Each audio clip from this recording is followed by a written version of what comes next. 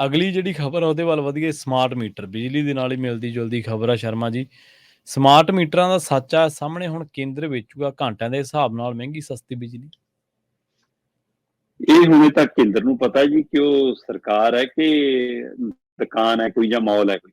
ਬਿਲਕੁਲ ਸਹੀ। ਮਤਲਬ ਤੁਸੀਂ ਇਸ ਵਪਾਰੀਆਂ ਦੀ ਦੁਕਾਨ ਹੈ ਸਰਕਾਰ। ਲੋਕਾਂ ਨੇ ਸਰਕਾਰ ਇਸ ਲਈ ਚੁਣੀ ਹੈ ਕਿ ਤੁਸੀਂ ਇਸ ਹੱਦ ਤੱਕ ਆ ਜਾਓ ਕਿ ਭਾਈ ਅਸੀਂ ਤਾਂ ਇੱਕ ਮਿੰਟ ਦਾ ਹਿਸਾਬ ਵੱਖਰਾ ਰੱਖਾਂਗੇ ਤੁਹਾਤੋਂ। ਆਪਦਾ ਮੈਂ ਅਫਸਰ। ਬਿਲਕੁਲ ਬਿਲਕੁਲ ਬਿਲਕੁਲ। ਹੁਣ ਜੀ ਇਹ ਸਮਾਰਟ ਮੀਟਰਾਂ ਦਾ ਸੱਚ ਜਿਹੜੇ ਕਹਿੰਦੇ ਸੀ ਅਜੇ ਵੀ ਉਹਦੀਆਂ ਕੁਆਲਿਟੀਆਂ ਗਣਾਈਆਂ। ਸਰਕਾਰ ਕਹਿੰਦੀ ਕਿ ਅਸੀਂ ਜਿਹੜੇ ਸਮਾਰਟ ਮੀਟਰ ਲਾਏ ਨੇ ਇਹ 'ਚ ਅਸੀਂ ਹੁਣ ਯੋਜਨਾ ਲਿਆ ਰਹੇ ਹਾਂ। ਇਹ ਤੈਅ ਹੋ ਗਿਆ ਕੇਂਦਰ ਨੇ ਉਹਨੂੰ ਕੀ ਕਹਿੰਦੇ ਆ ਮਤਲਬ ਕਿ ਟਾਈਮ ਆਫ ਡੇ ਉਸ ਹਿਸਾਬ ਦੇ ਨਾਲ ਕਹਿੰਦੇ ਅਸੀਂ ਟੈਰਿਫ ਤਿਆਰ ਕੀਤਾ ਕਿ ਤੁਹਾਡਾ ਜਿਹੜਾ ਪੀਕ ਟਾਈਮ ਹੈ ਉਸ ਟਾਈਮ ਜੇ ਤੁਸੀਂ ਬਿਜਲੀ ਵੱਧ ਵਰਤੋਗੇ ਤਾਂ ਤੁਹਾਨੂੰ 10 ਤੋਂ 20% ਮਹਿੰਗੀ ਪਊਗੀ। ਠੀਕ ਹੈ।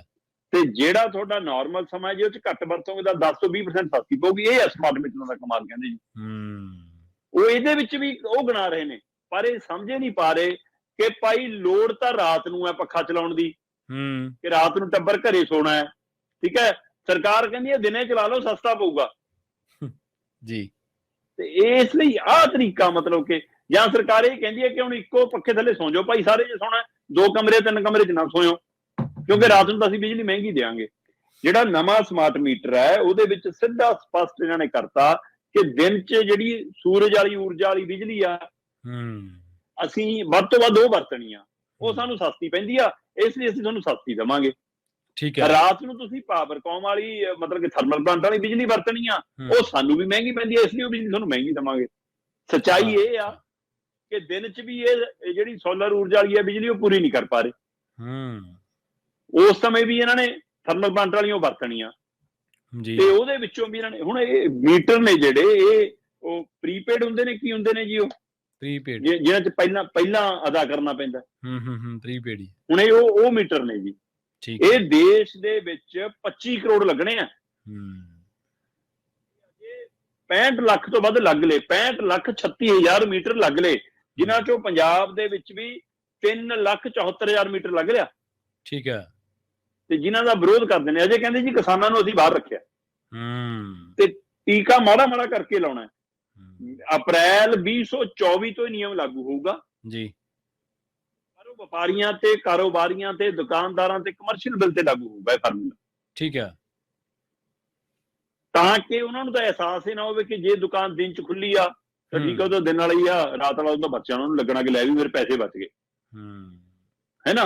ਤੇ ਉਹਨਾਂ ਦੇ ਉੱਤੇ ਇਸ ਤਰ੍ਹਾਂ ਪਰ ਅੱਗੇ ਕੀ ਹੁੰਦਾ ਸੀ ਕਿ ਕਈ ਵਾਰ ਇਸ ਪੀਕ ਸੀਜ਼ਨ ਦੇ ਵਿੱਚ ਵਪਾਰਕ ਅਦਾਰਿਆਂ ਨੂੰ ਖਾਸ ਕਰ ਇੰਡਸਟਰੀ ਨੂੰ ਕਿਹਾ ਜਾਂਦਾ ਸੀ ਕਿ ਤੁਸੀਂ ਰਾਤ ਨੂੰ ਚਲਾ ਲਓ ਹੈ ਨਾ ਕਿ ਤੁਹਾਨੂੰ ਅਸੀਂ ਆਹ ਟਾਈਮ 'ਚ ਦੇ ਦਿੰਦੇ ਹਾਂ ਦਿਨ 'ਚ ਅਸੀਂ ਉਹਨਾਂ ਨੂੰ ਕਿਸਾਨਾਂ ਨੂੰ ਦੇਣੀ ਆ। ਉਹ ਐਡਜਸਟਮੈਂਟ ਹੁੰਦੀ ਸੀ। ਹੁਣ ਅਗਲਾ ਕਹੂਗਾ ਰਾਤ ਨੂੰ ਮੈਂ ਕਿਉਂ ਚਲਾਉਂ ਮੈਨੂੰ ਤਾਂ ਮਹਿੰਗੀ ਪੈਂਦੀ ਆ। ਬਿਲਕੁਲ ਸਹੀ ਹੈ। ਮੈਂ ਤਾਂ ਦਿਨੇ ਚਲਾਊਂਗਾ ਜੀ। ਹੁਣ ਇਸ ਲਈ ਕਹਿੰਦੇ ਜੀ 2024 ਤੋਂ ਅਸੀਂ ਵਪਾਰਕ ਅਦਾਰਿਆਂ ਦੀ ਜੇਬ ਕੱਟਣੀ ਸ਼ੁਰੂ ਕਰਾਂਗੇ ਪ੍ਰੀਪੇਡ ਮੀਟਰ ਦੇ ਨਾਂ ਦੇ ਉੱਤੇ ਕਹਿਣ ਨੂੰ ਸਹੂਲਤ ਹੈ ਤੇ 2025 ਤੋਂ ਕਹਿੰਦੇ ਜੀ ਘਰਾਂ 'ਚ ਲਾਗੂ ਹੋਊਗਾ ਫਾਰਮੂਲਾ। ਅੱਛਾ। ਸੋ ਇਸ ਲਈ ਤਾਂ ਕਿ ਹੌਲੀ ਹੌਲੀ ਇਕੱਠਾ ਟੀਕਾ ਲਾਏ ਤੇ ਇਕੱਠੇ ਲੋਕ ਨਾ ਹੋ ਜਾਣ ਪਰ ਗਣਾ ਉਹਦੀਆਂ ਤਾਰੀਫਾਂ ਰਹੇ ਨੇ ਕਿ ਨਹੀਂ ਜਿਹਦੇ ਨਾਲ ਤੁਹਾਡੇ ਪੈਸੇ 10 ਤੋਂ 20% ਬਚਣੇ। ਔਰ ਮਾਹਿਰ ਕਹਿੰਦੇ ਕਿ ਭਾਈ ਦਿਨ 'ਚ ਘੱਟ ਬਿਜਲੀ ਵਰਤਣ ਨਾਲ ਤੁਹਾਨੂੰ ਇਹ ਤਾਂ ਅਹਿਸਾਸ ਹੋ ਸਕਦਾ ਕਿ ਮੇਰੇ 20 ਰੁਪਏ ਬਚ ਗਏ 100 ਰੁਪਏ ਪਿੱਛੇ। ਪਰ ਰਾਤ ਨੂੰ ਜਿਹੜੇ ਕਹਿੰਦੇ ਨੇ ਕਿ 20 ਰੁਪਏ ਵੱਧ ਲੱਗਣਗੇ ਉਹ 20 ਰੁਪਏ ਨਹੀਂ ਉਹ 50 ਰੁਪਏ 70 ਰੁਪਏ 100 ਰੁਪਏ ਤੱਕ ਵੀ ਜਾ ਸਕਦਾ। ਉਹ 100% ਦੁੱਗਣਾ ਵੀ ਹੋ ਸਕਦਾ ਰੇਟ। ਸੋ ਕਿਉਂਕਿ ਸਰਕਾਰ ਕੋਲ ਉਹ ਪੂਰਾ ਕਰਨ ਲਈ ਹੈ ਹੀ ਨਹੀਂ ਪ੍ਰਬੰਧ ਇਸ ਲਈ ਇਹਨਾਂ ਨੇ ਪ੍ਰੀਪੇਡ ਵਾਲਾ ਸਾਨੂੰ ਲੈਂਦਾ ਕਿ ਪਹਿਲਾਂ ਪੈਸੇ ਪਾ ਲਓ ਤੇ ਜਿੱਦਾਂ ਹੀ ਤੁਹਾਡੀ ਬਿਜਲੀ ਦੀ ਉਹ ਪੈਸੇ ਤੁਸੀਂ ਵਰਤੇ ਜਦੇ ਤੁਹਾਡਾ ਮੀਟਰ ਕੱਟ ਤੁਹਾਡੀ ਬਿਜਲੀ ਖਤਮ ਅੱਧੀ ਰਾਤ ਨੂੰ ਕਰੀ ਜਾਓ ਫਿਰ ਰੀਚਾਰਜ। ਠੀਕ ਆ। ਤੇ ਦੂਸਰਾ ਕਹਿੰਦੇ ਜੀ ਕਿਉਂਕਿ ਤੁਸੀਂ ਹੁਣ ਹਿਸਾਬ ਲਾਓਗੇ ਕਿ ਇੰਨੇ ਰੁਪਏ 'ਚ ਮੇਰਾ ਇੰਨਾ ਯੂਨਿਟ ਪੈਂਦਾ ਤੁਹਾਨੂੰ ਕੀ ਪਤਾ ਕਿ ਵੱਧ ਚੱਲਣ ਨਾਲ ਕਦੋਂ ਵੱਧ ਗਿਆ ਕਿੰਨਾ ਵੱਧ ਗਿਆ ਉਹਦਾ ਹਿਸਾਬ ਕਿਤਾਬ ਕਿਵੇਂ ਰੱਖੋਗੇ ਗੁਣਾ ਘਟਾ। ਬਿਲਕੁਲ। ਮੈਂ ਅੱਜ 3 ਦਿਨ ਦਾ ਹਿਸਾਬ ਲਾ ਕੇ ਬੈਠਾ ਮੇਰੇ ਕੋਲ 3 ਦਿਨ ਦੀ ਬਿਜਲੀ ਹੈਗੀ ਆ।